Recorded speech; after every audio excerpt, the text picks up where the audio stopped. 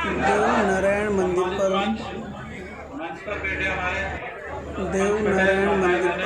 मकसूदनपुरा आज महापंचायत डूंगरी बांध रद्द करो की जिसमें हजारों की संख्या में लोग करौली और सवाई माधोपुर के पहुंचे हैं और हम किसी भी कीमत पर हमारी विरासत को खोने नहीं देंगे। पूर्व विधायक जनाब गुंजल जी भी आए और अपनी बात रखी और सीधे राजस्थान सरकार को आपने चेताया कि आप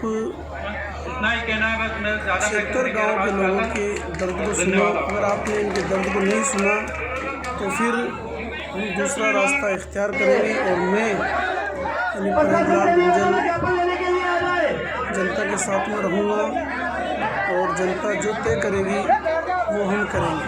आप सुन सकते हो उनकी बात।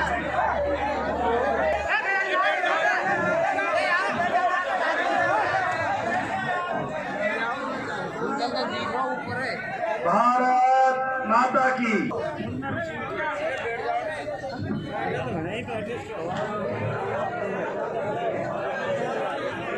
अब थोड़ी देर आपस में बातचीत बंद कर दे। इधर आसपास वाले बिल्कुल ये मोबाइल बंद कर दे।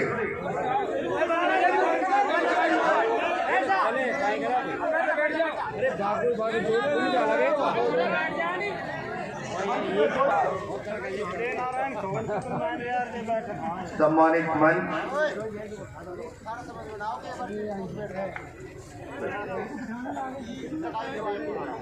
मेरे सामने उपस्थित मलारना डूंगर क्षेत्र के आसपास के गांव साहेब महानुभाव, माता और बहनें, मैं पिछले कई दिनों से लगातार सोशल मीडिया और अखबारों में देख रहा हूं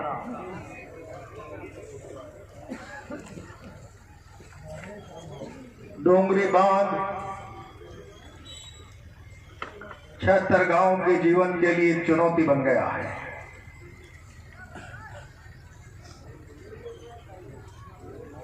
लगातार कई दिनों से चल रहा था। 27 तारीख को मकसूदनपुरा में मीटिंग होने वाली, पहले भी 2-4 बैठ गए। तब मैंने कल चलाकर ही कहा आखिर समस्या क्या है। न नेता है न नेतृत्व, जनता चुट रही।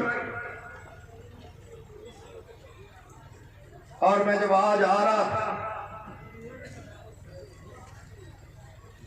तब मैं 3 किलोमीटर दूर से मोटरसाइकिल से आया और ये मैं आपको बता नहीं रहा। मैं इस मंच पर खड़े होकर राजस्थान के मुख्यमंत्री को कह रहा हूं, मुख्यमंत्री जी,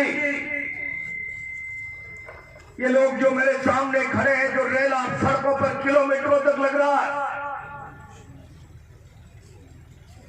ये भारतीय जनता पार्टी द्वारा लाया गया कोई जन समूह नहीं है किसी नेता की सभा के लिए। ये अपने जीने के हक अधिकारों के लिए, न्याय और इंसाफ मांगने के लिए, सरकार के सामने गुहार लगाने के लिए स्वयं वो खुद ब खुद लड़ने की मानसिकता बनाकर चलकर आया हुआ जन समुदाय। राजस्थान के मुख्यमंत्री जी, इनकी पीड़ा को समझने की चेष्टा करो। मैंने कल परसों आपका बयान पढ़ा था, नवनेरा बांध भर गया, बीसलपुर बांध भर गया, प्रकृति की कृपा हो रही, राजस्थान की धरती सच्चे चांदला बनेगी, राजस्थान खुशहाल होगा।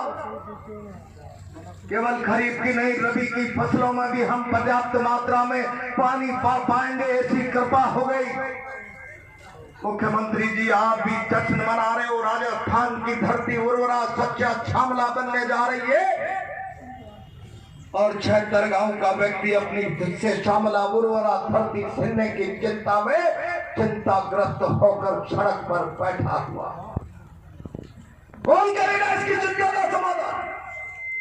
एक तरफ राजस्थान का किसान खेत में फसल बो रहा, सब लोग का दाना बाना बन रहा, पानी ठीक है, फसलें ठीक होंगी, सरकार भी गान गा रही, बांध भर रहे हैं, पानी ठीक है, राजस्थान खुशहाल हो, हम चाहते हैं सारा राजस्थान खुशहाल हो।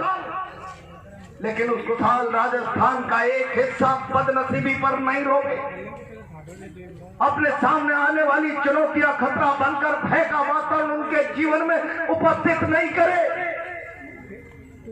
डोंगरी बांध भय का कारण बन गया। मैंने आज कुछ लोगों से बात की,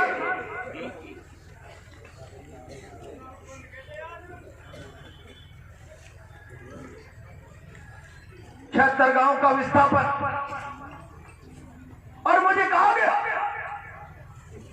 76 गांव का विस्थापन तो केवल डोंगरी बांध बंधने के लिए भ्राव क्षेत्र के कारण किया जा रहा, और इसके बाद हेडलाइन पर दिल्ली बंबई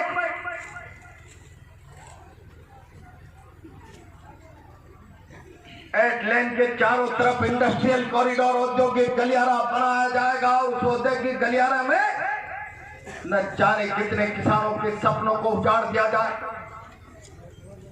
मैं आज बहुत जिम्मेदारी से यहां से राजस्थान के मुख्यमंत्री को और मोदी जी को कहना था, विकास के नाम पर किसी को अपने घर से, परिवार से, संपत्ति से, पशुधन से महरूम करना शासन को लगता है हम विकास के रास्ते पर आगे बढ़ रहे हैं। लेकिन जब किसी का मकान टूटता है, किसी का पशुधन गांव छूटता है, तब पुरखों की विरासत से उसका बंधन टूटता है। न जाने कितने सपने टूटते हैं, न जाने कितनी सुनहरी यादें, न जाने कितनी पीढ़ियां उसके परिवार की वृद्धि हुई है, वहां पर मंगल गीत गाए गए, वहां पर न जाने कितने लोग पैदा हुए हैं, किसी के हाथ मिले हुए हैं। वो सारी यादों का खून होता है मुख्यमंत्री, और ये चिंता आज की नहीं। विकास के नाम पर लोगों की जमीनें छीनने वाली सरकार से कहना चाहता, लोगों की कराहटों पर, लोगों की तकलीफों पर, लोगों की दुख भरी दास्तां के ऊपर तुम विकास की इमारत खड़ी करना चाहोगे। इनको दफन करके, इनके हक अधिकार को दफन करके उस पर विकास की इमारत खड़ी करना चाहोगे। ये विकास की इमारत नहीं होगी, ये विनाश की इमारत होगी। विनाश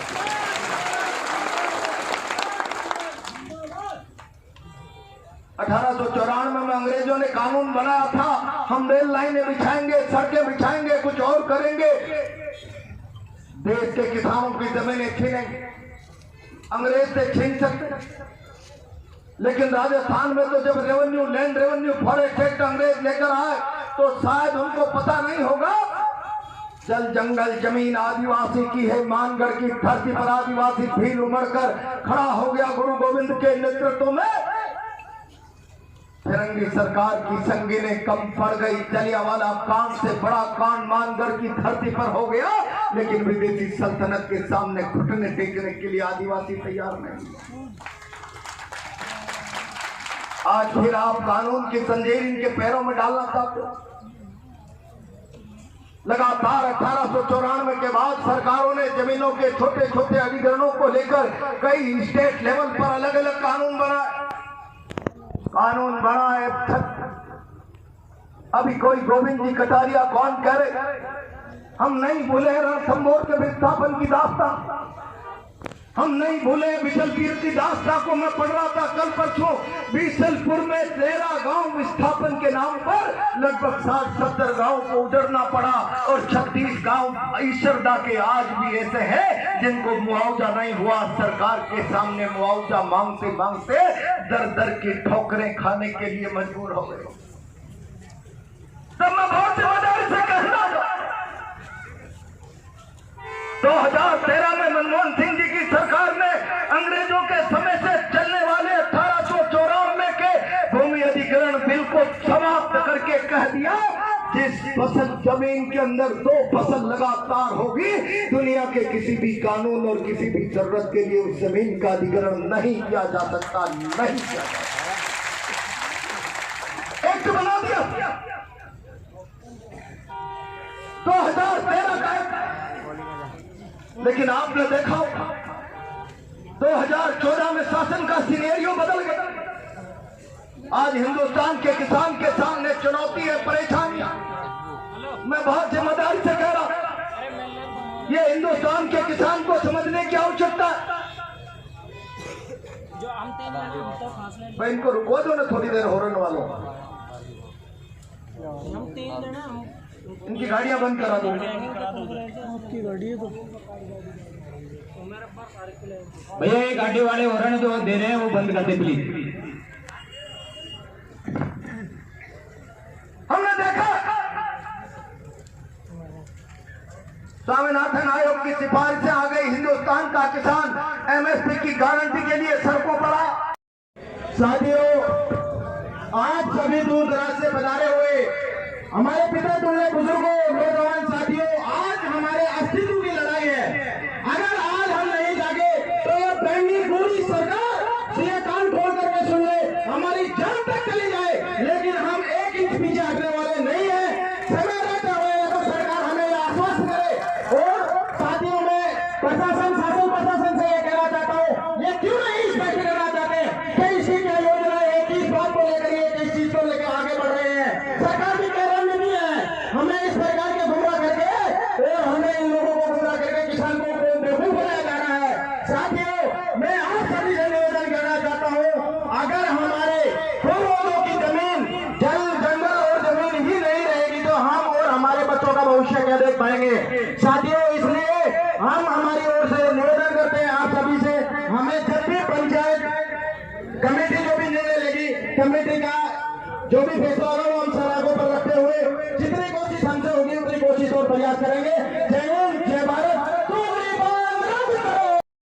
ऑफिसरों से छिपाइए मत, जो चीजें जनता के सामने रखिए ताकि दूध का दूध और पानी का पानी हो सके। और मैं आज सभी को देखो, जोश बहुत आ रहा है, चाहूं पूरा कल ले सकता हूं, लेकिन बहुत सारे वक्ता हैं। आप सबकी अनुमति है तो आज हम जो ज्ञापन देने जा रहे हैं, आज की संघर्ष समिति के माध्यम से इसको पढ़ के सुनाओ अगर आपकी परमिशन है तो। ज्ञापन आप लोग शांति बनाए रखें प्लीज, आप शांति बनाए रखें। ये अभी जो पढ़ा जा रहा है ये हमारे फेवर में जो हम राष्ट्रपति महोदय जी के नाम पे जो ज्ञापन दे रहे हैं, ये कमेटी से कह रही है। जब ज्ञापन देंगे ना अपना, जो एसडीएम साहब, कलेक्टर साहब ही आएंगे, तब ये पढ़ के सुनाएंगे उस टाइम पे। और ये सिस्टम है, ये सिस्टम कागज से टूटेगा, आपके दिखावे से नहीं टूटेगा और इन थोड़े कपड़े पहन के आने से नहीं टूटेगा, ये टूटेगा कागज से। सिस्टम को सिस्टम से लड़ोगे तब जाकर टूटेगा। इसलिए मैं सभी राजनीतिक पार्टी के कार्यकर्ताओं, नेताओं से बार बार दंडवत के कहना चाहूंगा कि अपना इस्तेमाल करो, अपनी पहचान का करो, अपनी पावर का करो, अपने लेटर पैड का करो और दिल से करो। नेता चाहे फिर कोई भी हो, आपका चाहे राजनीतिक गुरु हो, आप पे आग डालो उसकी में, उसको कहो ये हत्या क्यों की जा रही है हमारी, और हत्या की जा रही है तो पहले हत्या हम आपकी करेंगे, उसके बाद हत्या हमारी होगी। हम हत्या किसी भी कीमत पर नहीं करने देंगे। हमारी मातृभूमि है, मातृभूमि को किसी कीमत पर नहीं छोड़ेंगे, चाहे जान दे देंगे हम। और ये वचन नहीं है, ये कोई शब्द नहीं है, ये कोई भाषण नहीं है, ये वास्तविकता है कि हम जान देने को तैयार है हर। और बाकी का तो देखो, आप बहुत वक्ता हैं, कह चुके झटपट के बहुत सारी बातें, लेकिन निवेदन यही करूंगा कानूनी बातों पर ध्यान रखो। और 76 गांवों के अंदर कानून के जानकार जितने भी भाई बहन हैं हमारे, आप लोग इस बात को ध्यान में लो और लड़ाई लड़ो कोर्ट के अंदर। सरपंचों को साथ लो और मेरे पंच पटेल बुजुर्गों, हमारे सरपंचों को आज के आज बांधो। अगर इस सरपंच नहीं बांधेंगे तो हमारा खेल बिगड़ जाएगा, ये डमरू वाला खेल हो जाएगा, रीस बंदर जैसा खेल हो जाएगा। इसलिए हमारे सरपंचों को